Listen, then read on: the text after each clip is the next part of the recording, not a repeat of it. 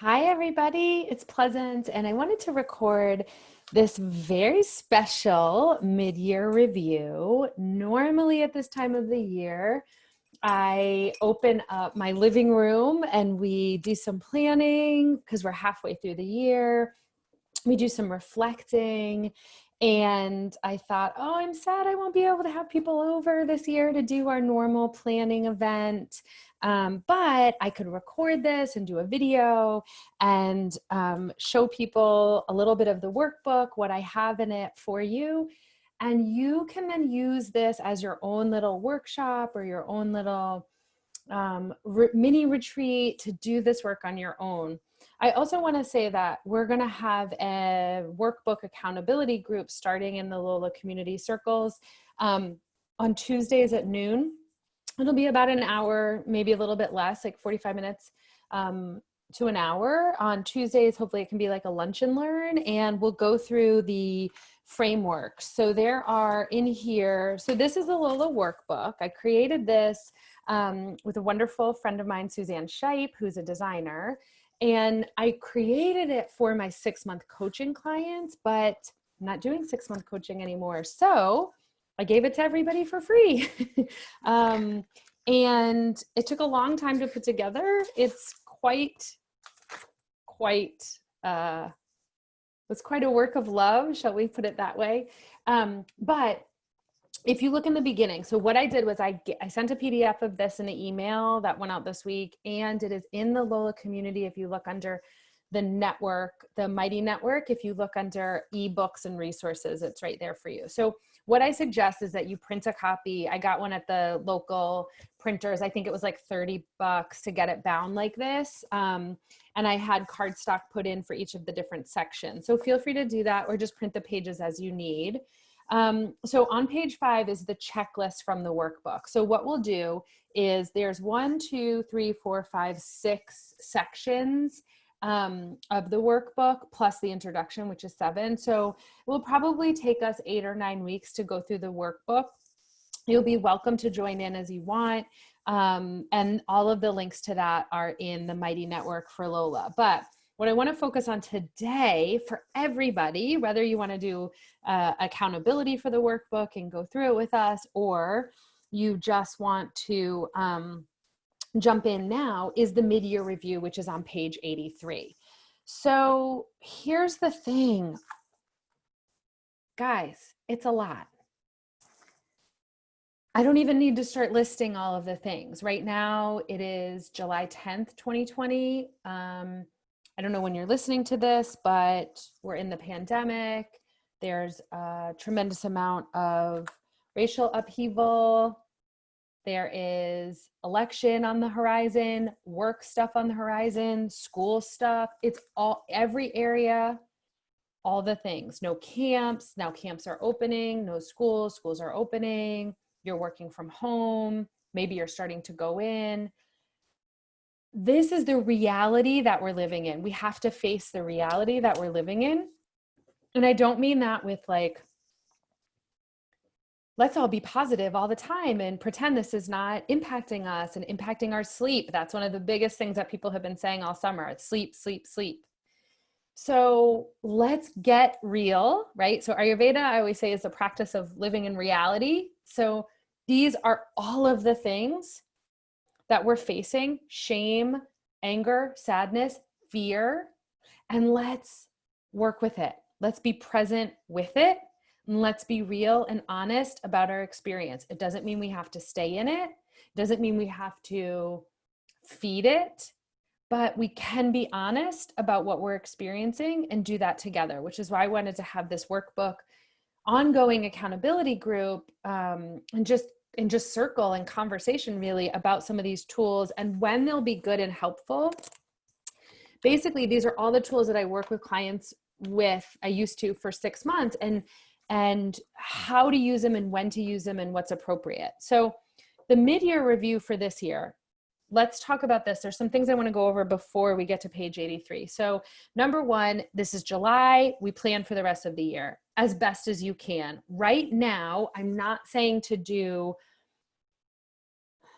every month through the end of the year, but what are the general things that are coming up from you? I actually think week by week is a much better planning system for your nervous system So right now, making sure that you have some connection to rhythm and routine will help you stay grounded.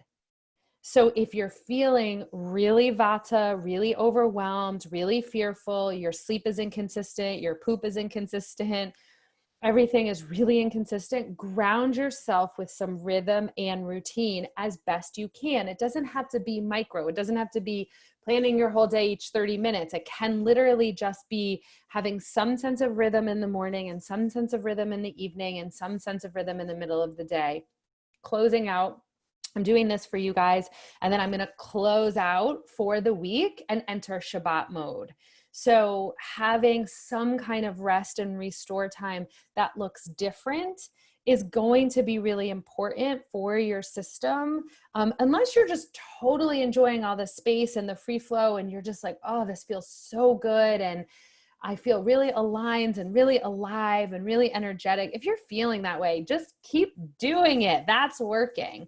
But most of the people I'm talking to are having trouble with sleep and food and relationship and all the things. And so we have to get grounded into our rituals and routines that mirror nature in some way. So that means if you're tired at night, going to bed instead of staying up super late, means having your biggest meal in the middle of the day. Especially those of you who are home now, you can have your biggest meal in the middle of the day, which is an Ayurvedic teaching that is really wonderful when your digestive fire is so it's the strongest. Some of you may notice you're not that hungry in the summer. I definitely noticed that. So we've been having these big, delicious lunches.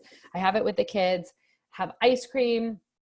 That's when we'll have dessert, have all the flavors. We sit down, we enjoy, and then dinner has been much more like just totally relaxed. And I might have soup, or Mel might grill something for him or the kids, but I might not even eat it, or just have some salad or veggies because I'm just not hungry.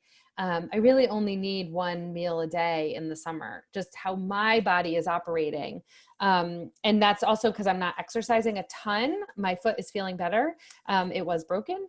But I don't know, I'm just taking lots of walks and that feels really good. So anyway, just adjusting the exercise and watching the appetite as it flows is part of your practice. So planning for the rest of the year does not really mean looking like mapping it all out, but I would kind of start to think about like option A, option B. Like if you normally go to your parents' house for Christmas or the holidays, like, is that something you want to do given all of the changes, given the fluctuations? Or is that something maybe it feels better to just stay home? Lots of people have been sharing with me that it feels better for them to stay home right now. They're getting a lot of anxiety about the world kind of picking back up and filling their calendar. So if you really enjoy that space, now is a time you can say to your aunt or whoever that you normally go to for Thanksgiving, we're not going to come this year and we're just going to stay home. And if that doesn't feel good, again, just kind of making like pencil plans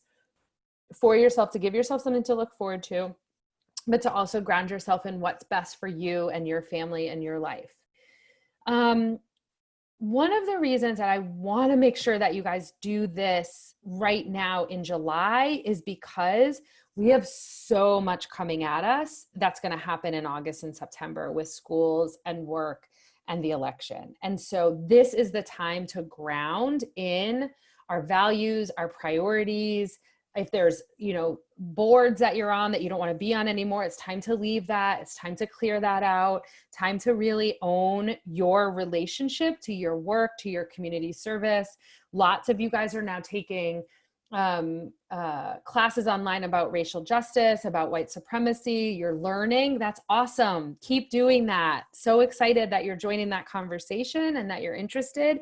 But you may have to take some things off your plate in order to make room for your studies and your learning about race and history in this country. So this is a time to do all of that reflection. What's working, what's not working, what you want to be doing in the fall, what you don't want to be doing in the fall. And no, like, you're not going to know what's happening with the kids. So that's not something you can control. But what are the things you can control? One of the examples I have is that I had accepted 3 classes at American University in the fall to teach.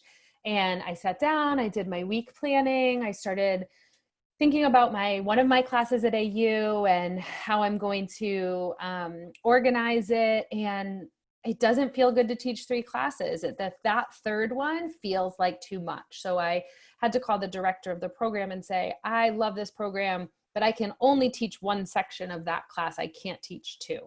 And that felt so much better. I could feel more energy in the body, and I could feel, okay, like no matter what happens with the kids, I can figure out that one other section, and letting go of one. Also, that means then that there'll be less income from that steady stream. So I'm just mindful of that. Do I need to cut any costs anywhere? Where can I think about the budgeting? Where do I want to bring more money in? So I just want to share that with you so you can see how everything kind of relates. Okay. I do want you to spend some time with a dear friend or on one of our community calls, just airing your fears and concerns. Like, just get it. Or you know where else you could do it? Your journal would be great. Just get it out. This is what I'm afraid of. This is what I think may happen. This is my biggest fear. This is what's preventing me from this. This is what I'm deeply feeling afraid of. This is what I'm deeply feeling excited about. But get some of those deeper layers aired and out in the open so that they don't impact your decisions unless you want them to. So let's not have those fears or those emotions be running the bus, driving the bus. Let's have what makes sense with your intuition and with your mind and your inner voice. Like, the integrated being of you is making the choices for your life, not fear or status quo, same old, same old. And lots of people are having amazing conversations about education on this. And questioning the schools that their kids are in and the jobs are in. So there's lots to push on, but one thing I want you to practice is expressing honestly what's really going on, so that you can not be so afraid of it, okay? And so that it gets a little bit of space to breathe. So that's the fear, concerns, what's on your mind, getting real about it, either in a Lola circle, in your journal, or with a dear friend. And like I said, it feels like a time to hold on to your heart and be grounded in presence and reality, because the amount of stories that are spinning and fear and overwhelm is really toxic and contagious. And I'm not saying that there's things that you should not be afraid of or worried about. What I'm saying is be mindful what's yours and what's other people's and where you're latching onto it, and then it's getting bigger, versus what you have, again, control over. So I noticed this week, I love social media. You guys know this. I love it, love it, love it. I love to learn on it. I love to talk to people on it. I love to share things. One of the things I noticed this week is as we get closer to schools opening and election and work, and there was a ton of Supreme Court stuff this week. Some was awesome, some was not, that there were more posts that were more based in fear. There was more negativity. There was more bickering. There was more, it didn't feel good. So I woke up this morning and was like, I'm off social. I got to take a break. So I don't want to be caught up in that. I want to be having conversations and circles and depth and learning and studying, listening to a lot of really interesting podcasts that are not from people that I necessarily study with or believe what they're saying, but I'm learning and questioning and discerning in lots of different areas. And so I know that I wanted to take a break of social, and that's one of the boundaries that I'm setting for a period of time. It'll probably be the rest of July and August. Okay, so let's go to the mid-year review. 83. What is your word of the year? Did you reflect on it over the year so far? Do you need or want to change it? And how is it showing up in your life? I can't wait to see how that lands for you guys, because man, oh man, the words have changed. So you can't see it because it's right behind the screen, but I have a tree. It's like, kind of like a cork board, but it's a tree, and it has all my words of the year. So I did not pick one. I'll share my words of the year with you. Illuminate, divinity, sacred, devotion, pilgrimage, bright, and soar. And my phrase of the year is follow the red thread. So those are all right here. And so I see them all the time and am interacting with them all the time. And when I feel like adding one or taking one off, I do that. I put them on the same little index card. And that has felt really inspiring, moving through work every day and keeping these things really close to where I'm going and what my path looks like. And I hope you're doing the same for yourself. If you're like, I have one, I forgot what it was, I got so okay, then no problem. Don't need to beat yourself up for it. Just come back, start again. What do you want the second half? What would you like that word of the year to be, or that phrase, or that theme? What do you want to feel? Clear, strong, grounded, present, calm, strong. I think I said that one already, but I don't want it to seem like we're bypassing the difficult things. I want us to be engaged, awake, alert, alive, vibrant, active, and be able to have and hold that kind of conversation without being defensive or break down or have like an emotional temper tantrum. I want us to be able to engage at that level. I want you to be able to go back into your office and have those uncomfortable conversations about race and privilege, and not have you fall apart or disengage or become overwhelmed and then, decide this is not for you. Like, we want you to be, I want this to be ongoing investigation from a place of vitality and energy and strength. Okay, next question. What were your goals at the beginning of this year? So this will be really, really interesting, because question 3 is, are your goals the same or have they changed? I mean, if they haven't changed, maybe we should talk, because I think everybody's life has totally changed since the beginning of the year. Go back in your calendar. Go look at January. What were you doing? I cannot believe our Nourish retreat was in January. It feels like years ago. I was just talking to Allison Tepper a few weeks ago, and we were like, I cannot believe that was in January. So I love to go back through what was happening in January, what was happening in February, what was happening in March, what happened in the different seasons of COVID. I had a broken foot for one part of it. We went to North Carolina for a week for one part of it. We had a week where, we had a bunch of weeks where Sailor was still in school and Milo was out. Like, go back and look through your weeks. Go back and look through this year. Where were the highs and lows? Look at that and start to chart yourself, watching yourself move through difficult things and get through it. And also looking at some of the joys that you might forget to look at when things are really hard. And then, are your goals the same or have they changed? I know mine have shifted and changed so much, and in such interesting and beautiful ways. Number 4, is there something you've been doing lately, like a writing project, a business project, or any kind of project or commitment that's not feeling right anymore? Do you need to keep doing it? What would happen if you stopped? That is like what I was sharing about the AU commitment for the fall. That does not feel right anymore. I also did a lot of research during COVID about sort of just personally, and then with the Lola community, what direction I want to go in, and had looked at a bunch of spiritual guidance programs and thought that's what I wanted to do. And after more reflection, realized that was not it. And so the reason I share that is because you might be moving towards something and you think it's going somewhere, and then as you keep in relationship with it, I got that feeling of this is not quite right. And I was able to say, oh, I'm sorry, your program is so wonderful, but it's actually not quite right for me at this time. And then I kept kind of writing and paying attention to it and journaling my way through it, and landing in a program that is right for me at this time, at least to the best of my knowledge right now. Things can always change. But that is something that I feel really pulled. One of the things we talked about a lot in the Sacred Playground was looking for where you are pulled, what you are longing for, and where you're being called to go. Those are those little signs and symbols and signposts for what's next, or what's over the next hill, or what's bringing you sort of forward rather than staying stuck and stagnant where you are. And most likely seasonally, you're going to have to let some things go as you bring new things in. If you start taking guitar lessons and you really love it, you might want to let go of the volunteer job at blank that you're doing for that season and then come back in. And so again, really just inviting you guys to ebb and flow with with the seasons, with your interests and passions, commitments, and responsibilities.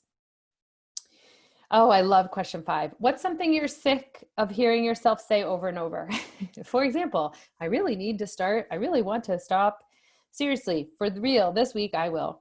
I love that question. So start listening. What are you saying that you're sick of hearing yourself saying? Because now is a time to think about if you want to keep saying it or maybe actually take action or in some way. Number 6, what's something you definitely want to create, achieve, or experience before the end of this year? I love that question too, just in terms of thinking about what, especially creation. What do you guys want to create? Number 7, who is someone that's been an important part of your life this year?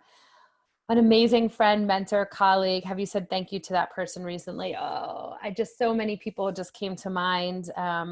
It's been a really powerful year for a relationship for me. And so I hope you feel the same way as you think about that and offer some gratitude to them. So far this year, one of the best decisions I made was blank. Number 9, so far this year, I feel proud of myself because blank. And number 10, I'm so excited for blank. So again, just a mid-year review, just a halfway reflection. It's on page 83 of the workbook.